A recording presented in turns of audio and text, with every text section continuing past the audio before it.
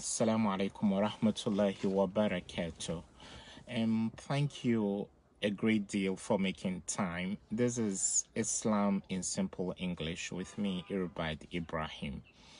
And today the topic I'm treating is that Allah will continue to be in support of anyone who helps a fellow human being in distress.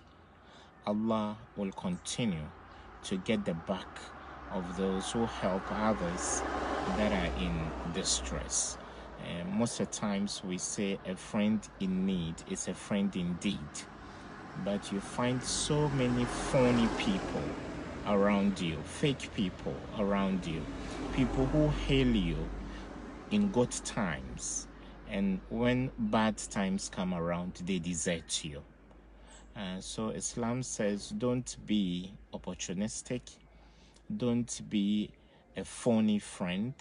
When you give your all to somebody in terms of support, in terms of loyalty, for as long as the person is doing the right thing, you can continue to support this person through thick and thin. لا طاقة لمخلوق في معصية الخالق. But there should not be obedience for somebody or a creature in disobedience to the Creator. So get the back of a fellow Muslim, get the back of a fellow Ghanaian, get the back of a fellow human being, especially when the person is in distress. The only time you are cautioned not to support somebody is when the person is doing something bad. So the Holy Prophet, may the blessings and peace of Allah be upon him, in a hadith says or said, "Man nafasa an mu'minin kurbatan min kurabi dunya nafasa Allahu anhu kurbatan min kurabi yawm al-qiyamah." Anybody who takes away one hardship from the myriad hardships there are in this world from the shoulders of a believer, Allah will relieve them of one of the hardships of the day of judgment. So a person is in the university and can't settle their tuition. If you can help them, a person is traveling and cannot pay for their plane ticket.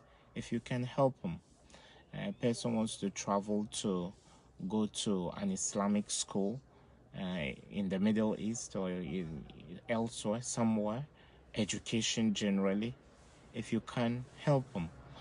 So Islam says when you help a person in distress, you take away one of the hardships in this world from the path of a believer. Allah is going to relieve you of any hardship on the day of judgment. But here in this world, we add strength to strength. You find rich people exchange gifts. During Eid, you find somebody who has slaughtered a big bull, ask his son or daughter to take meat to another person who has slaughtered a bull of the same size. But when people that can't even afford 3 square meals are around, so Islam says don't add strength to strength. There should be fair representation and balance so that we lift up those that are in distress, those that are on the lower level of society in terms of socioeconomic well-being or status, and then we lift them to a higher pedestal. But when you find rich people exchange stuff to the neglect of the poor, Islam says, "Man nafasa an mu'minin kurbatan min kurabi dunya, nafasallahu anhu kurbatan min kurabi yawm al-qiyamah." Anybody who takes away a hardship or a burden off the shoulders of a believer, Allah will take away a hardship and relieve him of the burden of the day of judgment.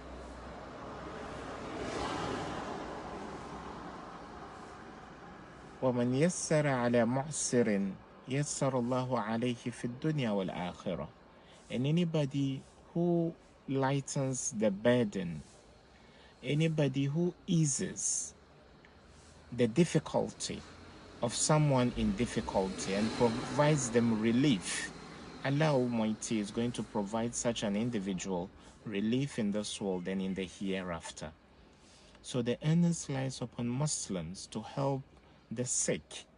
The onus lies upon Muslims to help those that have been imprisoned, especially when their imprisonment is as a result of a crime they didn't commit. The onus lies upon Muslims to help people in war-torn countries. Relief agencies should get funding from Muslims. If there are any people that should lead the charge in providing relief to people in war-torn countries, vulnerable groups like women and children and the aged, it should be Muslims. We should be at the forefront of providing relief to people in their times of difficulty. وَمَنْ يَسَّرَ عَلَى مُعْسِرٍ يَسَّرَ اللَّهُ عَلَيْهِ فِي الدُّنْيَا وَالْآخِرَةِ. Anybody who lightens the burden, anybody who eases the difficulty of someone in a difficulty, Allah is going to ease their burden in this world and the hereafter. وَمَنْ سَتَرَ مُسْلِمًا سَتَرَهُ اللَّهُ فِي الدُّنْيَا وَالْآخِرَةِ. And anybody who covers, provides shelter, guards the secrets and privacy of a fellow Muslim, Allah subhanahu wa ta'ala is going to cover them up in this world and in the hereafter. But today, we are only in search of the deficiencies in fellow Muslims. We just want to blow their cover. We want to expose them to public ridicule. We want to expose them to danger. We want to expose them to imprisonment. So Islam says, don't do that. وَمَنْ سَتَرَ مُسْلِمًا سَتَرَهُ اللَّهُ فِي الدُّنْيَا وَالْآخِرَةِ. Anybody who covers the privacy, the confidentiality, the deficiency, the shortcomings of a fellow Muslim, Allah is going to cover their back in this world and the hereafter. وَاللَّهُ فِي عَوْنِ الْعَبْدِ مَا دَامَ الْعَبْدُ فِي عَوْنِ أَخِيهِ. Allah will continue to provide help and assistance to a servant who provides help and assistance to his brother. وَمَنْ سَلَكَ طَرِيقًا يَلْتَمِسُ فِيهِ عِلْمًا سَهَّلَ اللَّهُ لَهُ بِهِ طَرِيقًا إِلَى الْجَنَّةِ. And anybody who paves a path or who treads a path to seek knowledge, Allah is going to ease for the person a path to paradise.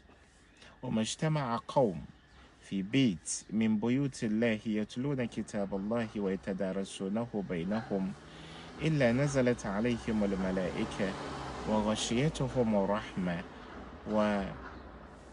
وحفتهم الملائكة وذكرهم الله في من عنده. And whenever a group of people gather in a house amongst the houses of Allah, a masjid, one of the places of worship, يَتْلُونَ كِتَابَ اللَّهِ, while they recite the word of Allah, the Holy Quran, وَيَتَدَارَسُونَهُ بَيْنَهُمْ, and they teach it to each other, they study it amongst themselves. إِلَّا نَزَلَتْ عَلَيْهِمُ السَّكِينَةُ, tranquility would descend on them, وَغَشِيَتْهُمُ الرَّحْمَةُ, and they will be covered or encompassed by Allah's mercy, وَحَفَّتْهُمُ الْمَلَائِكَةُ, and they will be surrounded by the angels. وَذَكَرَهُمُ اللَّهُ فِي مَنْ عِنْدَهُ, and Allah will give them a mention with those that are with Him.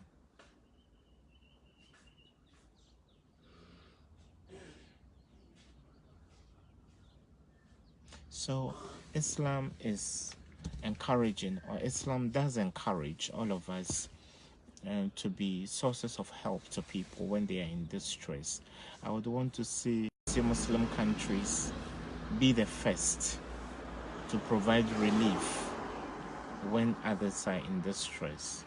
We all remember the role Turkey played, which was a very exemplary role during the Rohingya crisis, when Turkey opened its arms of generosity to the Rohingya Muslims that were facing massacre in Myanmar. And then at the community level, whenever there are people in distress, people that are detained in hospitals because they can't pay their hospital bills, let's see Muslims lead the charge. Every now and then there are adverts on TV about a child that has a hole in his heart or in her heart. Let's see how we can support. Every now and then we hear of somebody with a chronic illness that is going to undergo surgery, and thousands and sometimes tens of thousands of dollars are needed for that. Let's see the Muslim represent generosity. See the mere mention of a Muslim set in tone the bells of generosity. Let's see the mere mention of a Muslim remind people of tenderness, care, love, and concern for those in distress. That is what Islam teaches. Thank you so much for your time. And I use this opportunity to invite you to Islam. It's a very beautiful religion. If you don't know too much about it, read about it from reliable sources and embrace this religion. It's a very beautiful religion.